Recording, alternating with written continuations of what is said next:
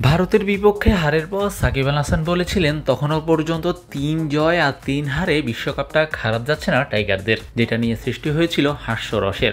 আফগানদের বিপক্ষে হারের পর সেই সংখ্যাটা এখন ৪। যে ৩টা জয় এসেছে সেগুলো আবার তুলনামূলক দুর্বল প্রতিপক্ষ নেপাল আর নেদারল্যান্ডসের বিপক্ষে। আরেকটা খর্বশক্তি শ্রীলঙ্কা, যাদের এখন সাদা বলে কয়ে হারায় বাংলাদেশ। বড় ম্যাচে কিংবা বড় প্রতিপক্ষের বিরুদ্ধে হজবরল পারফরম্যান্স জানিয়ে রাখা, সেটার দায় শুধুই ব্যাটারদের।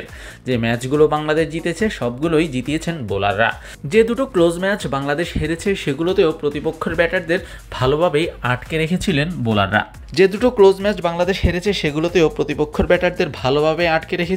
তানজিম সাকিব, রিশাদরা।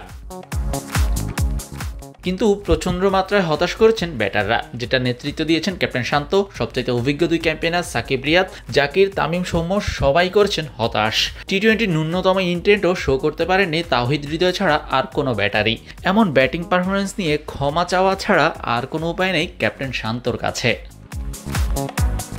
ব্যাটিং ইউনিট হিসেবে আমরা দেশের মানুষের জন্য ভালো কিছু করতে পারিনি, এটার জন্য আমরা দুঃখিত। ব্যাটিং গ্রুপ হিসেবে আমরা সমর্থকদের হতাশ করেছি, পুরো দেশের মানুষকে বলতে গেলে কষ্ট দিয়েছি, কিন্তু চেষ্টার কমতি ছিল না। সবাই চেষ্টা করেছে কিন্তু আমরা পারিনি, এটার জন্য দলের পক্ষ থেকে আমি সরি।